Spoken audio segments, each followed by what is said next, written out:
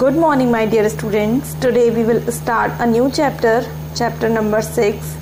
That's name is living and non-living things. In this chapter, we are going to learn about what are living and non-living things and how important role they play in the environment. Okay, so let's get started. I'll read from here and you will repeat after me. Environment includes both living and non-living things. जो हमारा environment होता है, जिसे हम हिंदी में जानते हैं पर्यावरण, उस पर्यावरण में living मतलब सजीव और non-living things मतलब निर्जीव दोनों ही चीज़ें शामिल रहती हैं. मतलब हमारा जो environment होता है वो living और non-living दोनों प्रकार की चीज़ों को मिलाकर बनता है. Living things are also called biotic components and non-living things are also called abiotic components. तो living और non-living ये आसान शब्द हैं. अगर हम इन्हें थोड़ा सा डिफ़िकल्ट लैंग्वेज में देखें तो living things को हम एक और नाम से जानते हैं जिसे बोलते हैं हम biotic components और non-living things को हम बोलते हैं abiotic components. Living जो जीवित हैं उन्हें बोलते हैं बायोटिक कंपोनेंट्स और नॉन लिविंग जिनमें जीवित जीवन नहीं है उन्हें हम बोलते हैं abiotic components. Air, water, the sun and natural resources and land are the abiotic components. हवा, पानी, सूरज और जितने भी नेचुरल रिसोर्सेज हैं, नेचुरल रिसोर्सेज और ज़मीनें यानी कि धरती, भूमि, ये सारे के सारे अबायोटिक कंपोनेंट्स हैं. और plants and animals are the biotic components. और जो पौधे हैं और जो एनिमल्स हैं, एनिमल्स प्लस ह्यूमन बीइंग दोनों को मिलाकर एक साथ एनिमल्स ही लिखा जाता है, तो उन दोनों को हम बायोटिक कंपोनेंट्स कहते हैं. तो यहाँ पर एक बात हमको क्लियर हुई है कि दो तरह के कंपोनेंट्स होते हैं जिनसे मिलकर हमारा एनवायरनमेंट बनता है. फर्स्ट कंपोनेंट आपका बायोटिक कंपोनेंट, केवल दो होते हैं बायोटिक कंपोनेंट, प्लांट्स और एनिमल्स. और एनिमल्स की जब भी हम बात करते हैं तो उसमें ह्यूमन बीइंग इंक्लूड माना जाता है. दूसरा कंपोनेंट है आपका अबायोटिक कंपोनेंट. अबायोटिक कंपोनेंट जैसे हवा, पानी, सूरज, नेचुरल रिसोर्सेज और धरती, ये आपके अबायोटिक कंपोनेंट्स हैं. और इन दोनों को मिलाकर एनवायरनमेंट बनता है और दोनों ही एक दूसरे को ग्रो करने में, दोनों ही एक दूसरे को आगे बढ़ने में एक दूसरे की हेल्प करते हैं. Both are interdependent to each other. इतना समझ में आ गया है. अब हम आगे चलते हैं. All living things show the following 7 common properties. अब बात करते हैं केवल लिविंग थिंग्स की. ठीक है, लिविंग थिंग्स मतलब बायोटिक कंपोनेंट्स. तो जितने भी लिविंग थिंग्स होती हैं उनमें कुछ प्रॉपर्टी होती हैं और यहाँ पर हमें 7 प्रॉपर्टीज बताई गई हैं. इन प्रॉपर्टीज़ के बेस पर हम ये आइडेंटिफाई कर सकते हैं कि जो भी ऑब्जेक्ट, जो भी थिंग हमारे सामने हैं वो लिविंग कैटेगरी में जाएगी या नॉन लिविंग कैटेगरी में जाएगी. ठीक है, जैसे मैंने आपके सामने अभी ये पेंसिल रखी हुई है और मैं आपसे पूछूं कि आप मुझे सोचकर बताइए कि ये लिविंग है या नॉन लिविंग है, तो आप किस आधार पर सोचकर बताएंगे? कुछ बच्चे कहेंगे कि ये लिविंग है और कुछ बच्चे कहेंगे कि ये नॉन लिविंग है. लेकिन इसके पीछे के कारण क्या है? क्या आप कारण दे पाएंगे? बहुत सारे बच्चे बोलेंगे कि ये लिविंग नहीं है, ये नॉन लिविंग है. क्यों? क्योंकि ये पेंसिल है. तो ये तो कोई कारण नहीं है ना कि पेंसिल है तो नॉन लिविंग होगा. हमारे पास में प्रॉपर रीज़न होने चाहिए. वो रीज़न हमें तभी पता चलेंगे जब हम इन प्रॉपर्टीज़ को पढ़ लेंगे. ठीक है, तो एक एक करके हम पढ़ते हैं. तो पहली जो लिविंग ऑब्जेक्ट्स जो होते हैं उनकी प्रॉपर्टी होती है मूवमेंट. मूवमेंट का मतलब they can move from one place to another. वे एक जगह से दूसरी जगह तक मूव कर सकते हैं अपने आप, बिना किसी हेल्प के. तो अगर कोई भी ऑब्जेक्ट मूवमेंट कर रहा है तो वो लिविंग ऑब्जेक्ट हो सकता है. ठीक है. दूसरा है reproduction. They can form there young ones. Young ones का मतलब अपनी संतानें. वे अपनी संतानों को जन्म दे सकते हैं. मतलब अगर कोई ऑब्जेक्ट अपने ही जैसे दूसरे संतानों को जन्म दे रही है तो इसका मतलब वो है कि वो लिविंग है. अब हम बात कर सकते हैं फिर से अपनी पेंसिल की. क्या ये पेंसिल मूवमेंट कर सकती है? चल सकती है अपने आप? नहीं चल सकती है। आंसर है नो। क्या ये पेंसिल रिप्रोड्यूस कर सकती है अपने जैसी एक और पेंसिल को, यानी कि ये पेंसिल एक और पेंसिल को जन्म दे सकती है? आंसर है नहीं। तो मतलब क्या है कि दो प्रॉपर्टी जो हैं, जो लिविंग ऑब्जेक्ट्स की होती हैं, वो इस पेंसिल में नहीं है। It means it is not a living thing, it is a non living thing. तो जब हम किसी की चीज़ के बारे में कुछ भी अपनी ओपिनियन देते हैं तो उसके लिए हमारे पास क्या होना चाहिए? रीज़न। और रीज़न हमें तभी समझ में आता है जब हम डिटेल में उसको पढ़ते हैं। ठीक है, तो पहला हमारा जो प्रॉपर्टी है वो है मूवमेंट की, और दूसरी प्रॉपर्टी है वो है हमारी रिप्रोडक्शन की। अब तीसरी प्रॉपर्टी की बच्चों बात करते हैं। तीसरी प्रॉपर्टी है आपकी सेंसिटिविटी की। They can smell, see, touch and hear. Sensitivity का मतलब होता है उनके जो सेंस ऑर्गन्स होते हैं, सेंस ऑर्गन्स 5 होते हैं, ज्ञानेंद्रियां, वो वर्क करती हैं। जैसे कि वो देख सकते हैं, वो सूंघ सकते हैं, वो छू सकते हैं, वो सुन सकते हैं, और वो फील भी कर सकते हैं। ये सेंसिटिविटी है, ये उनकी वर्क करती है, जो कि नॉन लिविंग ऑब्जेक्ट्स में नहीं होती है। चौथी प्रॉपर्टी है ग्रोथ की। They increase in size.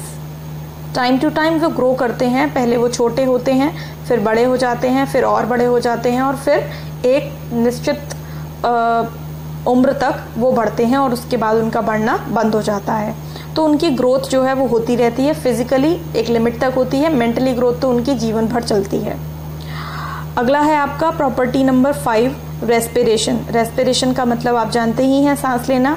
तो they breathe in and breathe out. वे सांस को अंदर लेते हैं और सांस को बाहर निकालते हैं। अगली प्रॉपर्टी है एक्सक्रीशन। एक्सक्रीशन का मतलब भी आप जानते हैं, they remove their waste products from their body. वे अपनी बॉडी से जो वेस्ट प्रोडक्ट होते हैं, जो फालतू की चीज़ें होती हैं जो उनके शरीर में बन जाती हैं, उन्हें वो बाहर निकाल देते हैं। और अगली प्रॉपर्टी है nutrition. They take nutrients to grow. Growth उनकी एक और प्रॉपर्टी है, और ग्रोथ के लिए उनको किसकी ज़रूरत होती है? न्यूट्रिशन की। वो अपने आप ग्रोथ नहीं करते, उसके लिए उनको न्यूट्रिशन चाहिए। न्यूट्रिशन का मतलब उनको भोजन चाहिए। तो ये कुछ 7 प्रॉपर्टी हैं। अगर ये सातों प्रॉपर्टी किसी भी ऑब्जेक्ट में मिलती हैं तो हम ये कह सकते हैं कि वो जो ऑब्जेक्ट है वो क्या है? एक लिविंग थिंग है। तो अब हमें आंखें बंद करके, टच करके बताने की ज़रूरत नहीं है कि ये लिविंग है, ये नॉन लिविंग है। नहीं, हमारे पास प्रॉपर क्या है? कारण है, हमारे पास प्रॉपर रीज़न है। हम ये 7 प्रॉपर्टी जो हैं वो ऑब्जेक्ट्स पर मेंशन करके देखेंगे। अगर वो उसको फॉलो कर रही हैं ये प्रॉपर्टी, इट मीन्स कि वो लिविंग है, और अगर नहीं कर रही हैं इसका मतलब वो नॉन लिविंग है। कौन सी प्रॉपर्टी है? मूवमेंट, कि वो ऑब्जेक्ट चल सकता है, एक जगह से दूसरी जगह पर जा सकता है। रिप्रोडक्शन, वो अपने ही जैसे दूसरे संतानों को पैदा कर सकता है। सेंसिटिविटी, वो छू सकता है, देख सकता है, महसूस कर सकता है, सुन सकता है। ग्रोथ, वो लगातार बढ़ता रहता है। रेस्पिरेशन, वो सांस ले सकता है। एक्सक्रीशन, मतलब वो अपने शरीर में से जो मल है, जो फालतू चीज़ें हैं, उन्हें बाहर निकाल सकता है। और न्यूट्रिशन, वो भोजन लेता है, वो न्यूट्रिशन लेता है। ये 7 प्रॉपर्टी अगर लागू होती हैं तो इसका मतलब लिविंग ऑब्जेक्ट है, और अगर ये प्रॉपर्टी लागू नहीं होती हैं इसका मतलब ये नॉन लिविंग ऑब्जेक्ट है। ठीक है, तो ये 7 प्रॉपर्टी आप एक बार अच्छे से दोबारा से पढ़ेंगे और इनके नाम लर्न करेंगे with spelling. Moving on further, all plants and animals are grouped under living things. अब जितने भी प्लांट्स हैं उन प्लांट्स पर ये सारी प्रॉपर्टी जो हैं वो लागू होती हैं, और जितने भी एनिमल्स हैं उनमें भी ये सारी प्रॉपर्टी लागू होती हैं। ठीक है, ऐसा हो सकता है कि 1-2 प्रॉपर्टी लागू होना, लेकिन मोस्टली जो है वो होती हैं। जैसे प्लांट्स में मूवमेंट की प्रॉपर्टी नहीं पाई जाती है, क्योंकि प्लांट्स एक जगह फिक्स्ड होते हैं, वो एक प्लेस को छोड़कर दूसरी प्लेस तक नहीं जा सकते हैं। लेकिन प्लांट्स जो हैं वो रिप्रोड्यूस करते हैं, सेंसिटिविटी भी उनमें होती है। ठीक है, हालांकि वो देख नहीं सकते, वो छू नहीं सकते, वो सुन नहीं सकते, लेकिन वो फील ज़रूर कर सकते हैं। ग्रोथ करते ही हैं वो, रेस्पिरेशन भी करते हैं, वो एक्सक्रीशन भी करते हैं, और न्यूट्रिशन भी करते हैं। ठीक, वो अपना खाना डायरेक्ट बनाते हैं। एनिमल्स जो हैं उनमें ये 7 प्रॉपर्टीज़ पाई जाती हैं, तो इन दोनों ही थिंग्स को हम लिविंग थिंग्स बोलते हैं। दे show the above given common properties. तो ये कुछ कॉमन प्रॉपर्टीज़ हैं, इनके अलावा भी होती हैं, लेकिन ये कुछ कॉमन है जो दोनों में पाई जाती हैं। But plants and animals can be sharply differentiated. लेकिन इतनी सारी प्रॉपर्टीज सिमिलर होने के बाद भी प्लांट्स और एनिमल में डिफरेंस है, शार्प डिफरेंस है, मतलब वो एक दूसरे से अंतर भी रखते हैं। And these are the differences between them. और नीचे जो टेबल है उसमें हमने डिफरेंस पढ़ना है कि इनमें क्या डिफरेंस होता है प्लांट्स में और एनिमल्स में। ठीक है। Animals can move in search of food. Animals को खाना खोजना पड़ता है तो उसके लिए वो इधर उधर जाते हैं। प्लांट्स में क्या होता है, most of the plants are fixed to the soil. जो प्लांट्स होते हैं वो इधर उधर मूव नहीं करते हैं, वो मिट्टी में एक जगह फिक्स रहते हैं। एनिमल्स फीड ऑन प्लांट्स और एनिमल्स। एनिमल्स को जब भूख लगती है तो एनिमल्स प्लांट्स को फीड करता है, मतलब खाता है या दूसरे एनिमल्स को खा लेता है। And plants can make their own food. और जब प्लांट्स को भूख लगती है तो वो किसी को नहीं खाते हैं, वो अपना खाना खुद बनाते हैं सूरज की हेल्प से। Animals have a definite body form. Animals की अपनी एक डेफिनेट बॉडी फॉर्म होती है, स्ट्रक्चर होता है। इंसान एक जैसे दिखते हैं, जानवर जो हैं वो अलग अलग प्रकार के होते हैं तो वो अलग अलग प्रकार के शरीर होते हैं उनके। But plants do not have a definite body form. लेकिन प्लांट्स की इस तरीके की कोई भी निश्चित जो है वो बॉडी फॉर्म नहीं होती है। Animals grow up to a certain age. Animals जो हैं वो एक निश्चित उम्र तक ग्रो करते हैं, बढ़ते हैं। And plants grow through out their life. लेकिन जो पौधे हैं वो हमेशा बढ़ते रहते हैं, उनकी कोई सर्टेन एज नहीं होती है, वो फिजिकली ग्रोथ करते रहते हैं। तो ये कुछ कॉमन जो है वो चीज़ें हैं जो एनिमल्स और प्लांट्स में अलग अलग हैं।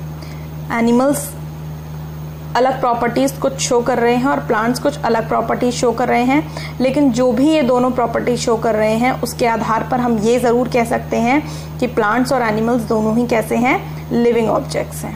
आगे चलते हैं।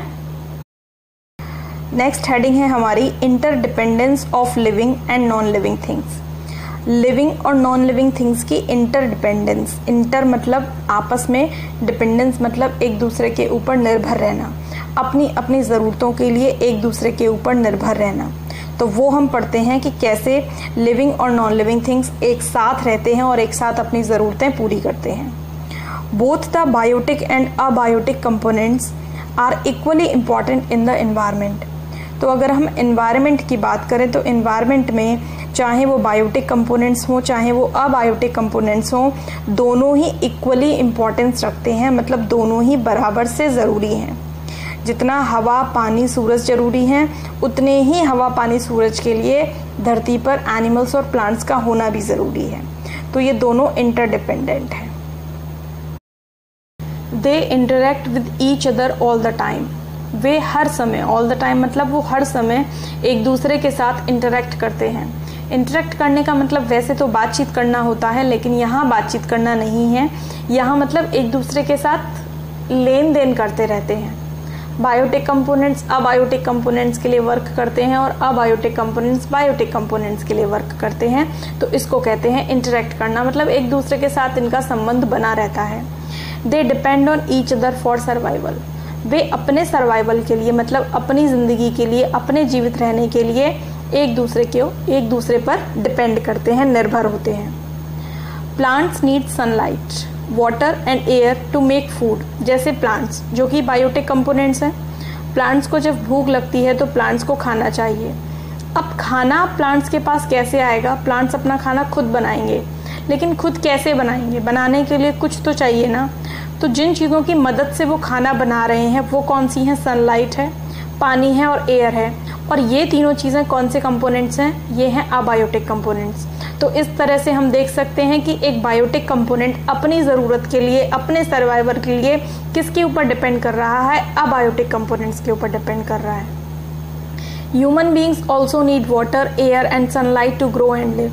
तो प्लांट्स को अपना भोजन बनाने के लिए अबायोटिक कंपोनेंट्स की नीड है। उसी तरह से जो ह्यूमन बींग्स हैं, जो इंसान हैं, उनको भी हवा पानी और सनलाइट चाहिए ग्रो करने के लिए और जिंदा रहने के लिए। The weather of an area, which is an abiotic component of the environment, influences the types of plants and animals found there. अब आगे क्या है कि अगर हम किसी एरिया की बात करें, कोई भी एक इलाका, कोई भी एक क्षेत्र और उस क्षेत्र का वेदर मतलब उस क्षेत्र का मौसम। अब जो वेदर है वो पूरी तरह से अबायोटिक कंपोनेंट है, क्योंकि वेदर में कोई जो हमने 7 प्रॉपर्टी पढ़ी हैं उनमें से कोई दूसरी प्रॉपर्टी तो नहीं मिलती है। तो इसलिए वो अबायोटिक कंपोनेंट है। किसका? एनवायरनमेंट का। लेकिन जो वेदर है वो क्या करता है? इन्फ्लुएंस करता है, प्रभावित करता है किस चीज़ को? टाइप्स ऑफ प्लांट्स को एंड टाइप्स ऑफ एनिमल्स को जो वहाँ मिलते हैं। मतलब वेदर ये डिसाइड करता है कि उस एरिया में किस तरह के प्लांट्स जो हैं वो बढ़ेंगे या पैदा होंगे और किस तरीके के एनिमल्स वहाँ पर रहेंगे। हर प्रकार के वेदर में हर प्रकार के प्लांट्स या एनिमल्स ग्रो नहीं करते हैं। The type of food we eat, the clothes we wear and the kinds of houses we build also depends on the weather. अब जिस तरीके का भोजन हम करते हैं, जिस तरीके के कपड़े हम पहनते हैं, जिस तरीके के मकानों में हम रहते हैं, ठीक, या हम बनाते हैं, वे सब किस पर निर्भर करते हैं? वो सब मौसम पर निर्भर करते हैं। अगर हम ठंडे मौसम वाले इलाके में रहेंगे तो हमारा खाना गर्म होगा, हमारे जो कपड़े होंगे वे ऊनी होंगे, और अगर हम गर्म मौसम वाले क्षेत्र में रहेंगे तो हमारा खाना ठंडा होगा, हम ठंडी चीज़ें खाएंगे, और जो हमारे कपड़े होंगे वे सूती होंगे। ठीक है, उसी तरह से मकान हम जिस तरह के बनाते हैं उनमें भी मौसम का फ़र्क रहता है। The type of soil and the availability of water determines the types of plants और क्रॉप्स दैट ग्रो। अब बात करते हैं मिट्टी की। हर क्षेत्र की मिट्टी अलग होती है, तो मिट्टी और वहाँ उस धरती पर मिलने वाला पानी, मिट्टी और पानी ये तय करते हैं कि वहाँ किस तरीके के पेड़ पौधे उगेंगे, किस तरीके की फसलें वहाँ पर ग्रो करेंगी। तो पेड़ पौधे अपने मन से एक जगह से छोड़कर दूसरी जगह नहीं जा सकते, एनिमल्स अपने मन से एक जगह को छोड़कर दूसरी जगह नहीं जा सकते। वो डिपेंड करते हैं किसके ऊपर? अबायोटिक कंपोनेंट के ऊपर डिपेंड करते हैं। वेदर ही उनके लिए डिसाइड करता है कि वो वहाँ पर पनप सकते हैं या नहीं पनप सकते हैं। This in turn determines the type of animals found there. तो वेदर ये डिटरमाइन करता है, वेदर ये फैसला करता है, निश्चय करता है कि किस तरीके के जानवर वहाँ मिलेंगे। जैसे for example deserts are hot, जो मरुस्थल होते हैं, जो रेगिस्तान होते हैं वो गर्म होते हैं, एंड ड्राई, और साथ में सूखे भी होते हैं। The vegetation comprises cacti, alloy, prickly peer etcetera. तो वहाँ पर जो वेजिटेशन है, वेजिटेशन का मतलब सब्जियाँ नहीं है, वेजिटेशन का मतलब है वहाँ पाए जाने वाले पेड़ पौधे। ठीक है, तो वहाँ के जो पेड़ हैं, वहाँ के जो पौधे हैं, उनमें कौन कौन से हैं? कैक्टाई है, अलोए है और प्रिकली पियर है। अब ये जो कैक्टाई है, अलोए है, प्रिकली पियर है, ये मरुस्थल के ही पौधे हैं। अगर हम चाहें कि ये किसी और एरिया में हमें मिले तो वो नहीं मिलेंगे, क्योंकि ये उसी के लिए ही बने हैं, उसी तरीके के मौसम में बढ़ने के लिए ही बने हैं। इसी तरह से animals like the camel adapt to the desert environment. रेगिस्तान में एक जानवर मिलता है ऊँट, तो ऊँट ने अपने आप को रेगिस्तानी मौसम के अनुसार, रेगिस्तानी माहौल के अनुसार क्या कर लिया है? एडप्ट कर लिया है, ढाल लिया है। अब ऊँट को हम बोलें कि वो उत्तर प्रदेश में आके रहे तो वो नहीं रह सकता है। ऊँट जो है वो रेगिस्तान का जानवर है, तो वो रेगिस्तान में रेत में ही रहना पसंद करता है। आप यहाँ देखते हैं ऊँट, लेकिन वो यहाँ रह नहीं सकते, वो रहते उधर ही हैं। तो इस तरह से जो भी जिस एरिया का जो भी मौसम है, जो भी वातावरण है, वो वातावरण ही ये तय करेगा कि वहाँ किस तरीके के प्लांट्स और किस तरीके के एनिमल्स ग्रो करेंगे। तो ये सारी बातें हम इसलिए समझ रहे हैं यहाँ पर, क्योंकि हमारा जो टॉपिक है वो ये है कि किस तरह से जो हमारे लिविंग ऑर्गेनिजम्स हैं, लिविंग थिंग्स हैं, और जो नॉन लिविंग थिंग्स हैं वो एक दूसरे के ऊपर डिपेंड करते हैं। तो अब तक तो हमने यही पढ़ा है कि जो प्लांट्स और एनिमल्स हैं वो ज़्यादातर डिपेंड कर रहे हैं किसके ऊपर? अबायोटिक कंपोनेंट्स के ऊपर। ठीक, आगे की क्लासेस में जब आप बड़ी क्लासेस में जाएंगे तो आपको वहाँ पर ये भी पढ़ने मिलेगा कि उसी तरह से जो अबायोटिक कंपोनेंट्स होते हैं, जैसे कि हवा है, हवा अपने लिए हम पर डिपेंड है, मिट्टी भी अपने लिए हम पर डिपेंड है। तो जो अबायोटिक कंपोनेंट्स हैं वो भी हम पर डिपेंड हैं। ठीक है, उनके लिए भी हम कुछ करते हैं, ऐसा नहीं है कि हम सब कुछ उनसे करवाते हैं अपने लिए। ठीक, बट अभी आपको केवल इतना ही समझना है कि कैसे बायोटिक कंपोनेंट डिपेंड कर रहे हैं किस पर? अबायोटिक कंपोनेंट्स पर। ठीक है, आगे चलते हैं। Plants are known as autotrophs as they can make their own food. तो प्लांट्स जो हैं उनको हम ऑटोट्रॉफ्स बोलते हैं। क्यों? क्योंकि वो अपना खाना खुद बनाते हैं। तो जो भी अपना खाना खुद बनाएंगे उनको हम बोलेंगे ऑटोट्रॉफ्स।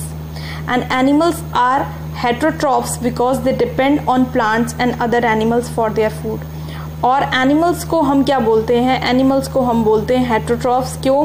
क्योंकि वो अपने भोजन के लिए प्लांट्स पर और दूसरे एनिमल्स पर डिपेंड करते हैं।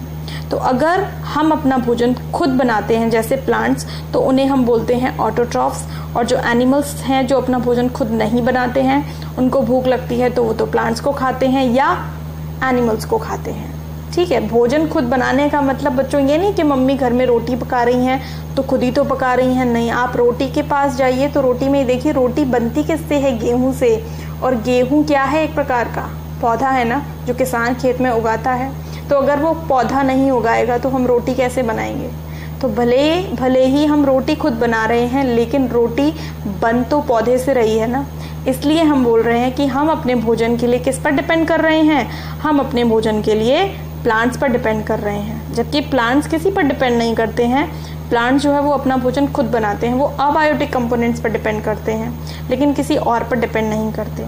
इसलिए हम उन्हें ऑटोट्रॉफ्स बोलते हैं, और जो एनिमल्स हैं, जो ह्यूमन बींग्स हैं, उन्हें हम हेटेरोट्रॉफ्स बोलते हैं। ठीक है। All this shows that non living things effect the living world. तो ये सारी चीज़ें हमको क्या समझा रही हैं कि जो नॉन लिविंग थिंग्स हैं, एयर, वाटर, सनलाइट, ये क्या कर रही हैं, ये लिविंग वर्ल्ड को, मतलब प्लांट्स और एनिमल्स को इफेक्ट कर रही हैं, मतलब उन पर प्रभाव डाल रही हैं। Do living things affect the non living world? अभी हमने इसकी बात की थी। तो क्या इसका उल्टा भी होता है? क्या लिविंग थिंग्स भी नॉन लिविंग वर्ल्ड पर प्रभाव डालती हैं? यस, डालती हैं। Yes, they do. Many human activities have had an adverse effect on the environment. बहुत सारी ह्यूमन एक्टिविटीज का मतलब इंसान के कार्यकलाप ऐसे होते हैं जो एनवायरनमेंट के ऊपर इफेक्ट डालते हैं। अब वो अलग बात है कि वो इफेक्ट कैसा होता है, एडवर्स यानी कि विपरीत। Over use of land has led to the cutting down of forest. हम क्या कर रहे हैं, जमीन का ओवर यूज कर रहे हैं। ओवर यूज करने का मतलब क्या है कि हमारे पास जमीन हमें जितनी इस्तेमाल करनी चाहिए, हम उससे ज़्यादा उसका इस्तेमाल कर रहे हैं। तो ज़्यादा इस्तेमाल करने के लिए हमें क्या करना पड़ रहा है, ज़्यादा ज़मीन को साफ़ करना पड़ रहा है। तो ज़मीन पर जो जंगल हैं, उन जंगलों को हम कट डाउन कर रहे हैं, काट रहे हैं। Increased use of fuels like coal and petroleum has polluted the atmosphere.